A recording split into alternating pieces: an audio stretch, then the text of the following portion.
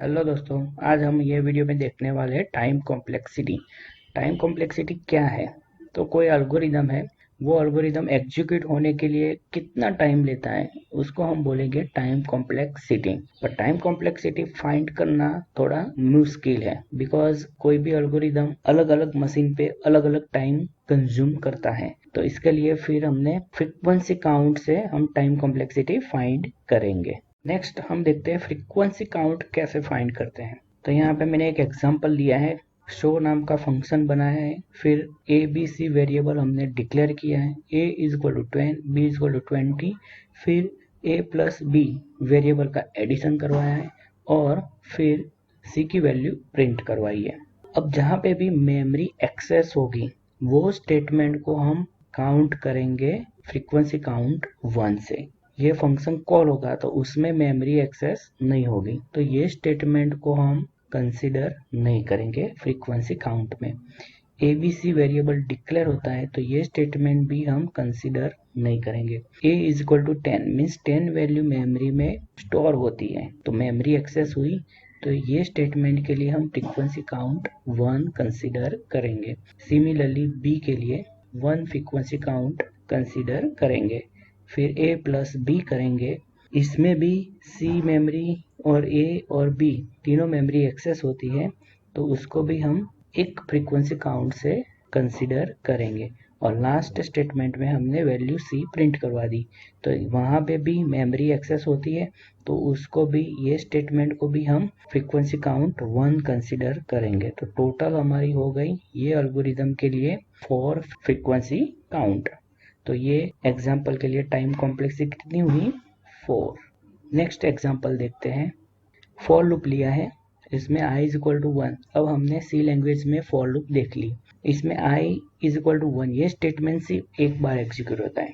ये स्टेटमेंट अगर मैं 10 लिख देता हूँ n इज इक्वल टू 10 तो 10 टाइम्स एग्जीक्यूट होगा। और ये स्टेटमेंट यहाँ पे अगर मैं 10 लिखता हूँ तो 10 प्लस 1 तो ये एक और ज़्यादा टाइम एग्जीक्यूट होगा ये स्टेटमेंट, और ये लूप के अंदर है, तो जितनी बार लूप घूमेगी इतनी बार ये स्टेटमेंट एग्जीक्यूट होगा।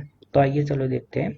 i इज इक्वल टू 1 ये स्टेटमेंट सिर्फ एक बार एग्जीक्यूट होता है, तो इसकी फ्रीक्वेंसी काउंट हम 1 कंसीडर करेंगे। फिर second statement i less than equal to n, तो यहाँ पे n लिखा है तो n टाइम्स ये स्टेटमेंट एग्जीक्यूट होगा, तो इसकी फ्रीक्वेंसी काउंट हम n कंसीडर करेंगे। फिर लास्ट स्टेटमेंट क्या है? i प्लस प्लस, तो ये स्टेटमेंट यहाँ पे जितनी बार लूप घूमेगी इससे एक बार ज्यादा ये स्टेटमेंट एग्जीक्यूट होगा, तो n टाइम्स हमारी लूप घूमती है तो n प्लस 1, तो इसकी फ्रीक्वेंसी काउंट हम n प्लस 1 कंसीडर करेंगे।